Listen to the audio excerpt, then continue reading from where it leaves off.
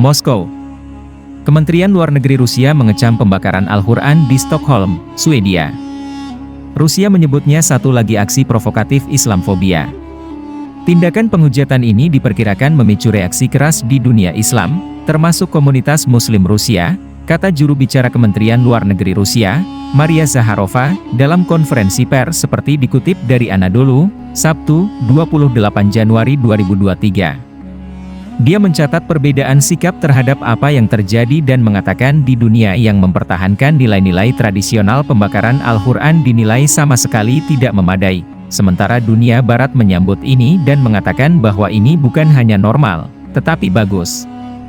Alasan otoritas Swedia, yang berusaha bersembunyi di balik pernyataan tentang kebebasan berbicara, setidaknya terdengar pengecut. Polisi diduga mengeluarkan izin hanya untuk mengadakan demonstrasi di depan Kedutaan Besar Turki, dan tidak ada yang mengordinasikan pembakaran Al-Quran, ujarnya. Pada saat yang sama, penyelenggara demonstrasi, politisi Swedia Denmark Rasmus Paludan, tidak menyembunyikan rencananya, dan permintaan otoritas Turki untuk mencabut izin mengadakan demonstrasi diabaikan di Stockholm, kata Zakharova. Baca, deretan foto saat Rasmus Paludan bakar Al-Quran di depan Masjid Copenhagen, Denmark. Dia mencatat bahwa otoritas Swedia tidak mengambil tindakan untuk menyelidiki insiden tersebut. Mereka suka mengajari orang lain bagaimana menghormati hak asasi manusia dan kebebasan. Mereka meneriakkan demokrasi mereka di setiap sudut. Namun pada kenyataannya, khususnya di Stockholm, mereka tidak menghormati pemerintah asing yang sah atau agama dunia, ucap Zakharova. Politisi berkewarganegaraan Denmark dan Swedia, Rasmus Paludan, membakar dua salinan Al-Quran di depan Masjid Kedutaan Turki di Copenhagen, Denmark, pada hari Jumat. Paludan, sebelumnya telah membuat marah Turki dengan aksi membakar salinan Al-Quran di Swedia pada 21 Januari pekan lalu. Dalam aksi terbarunya kemarin, Paludan berjanji untuk melanjutkan aksi serupa setiap hari Jumat sampai Swedia diterima sebagai anggota NATO. Suara keras menggelegar dari masjid saat Paludan berbicara, tampaknya berusaha untuk menenggelamkan kata-kata politisi anti-Islam tersebut.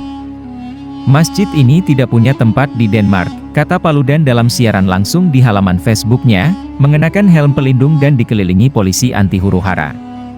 Baca, Menlu Turki dan Kepala Oki bahas serangan berulang pada Al-Quran. Paludan yang mendapat perlindungan polisi itu kemudian digiring dengan mobil polisi.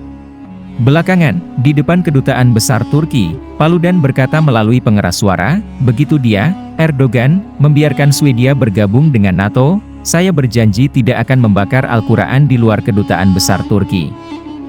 Jika tidak, saya akan melakukannya setiap hari Jumat pukul 14 siang. Swedia dan Finlandia yang bertetangga berusaha untuk bergabung dengan aliansi militer pimpinan Amerika Serikat, AS, itu di tengah perang Rusia di Ukraina.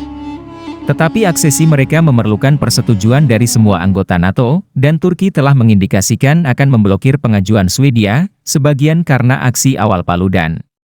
Bahkan sebelum itu, Ankara menekan kedua negara untuk menindak militan Kurdi dan kelompok lain yang dianggap teroris oleh Ankara.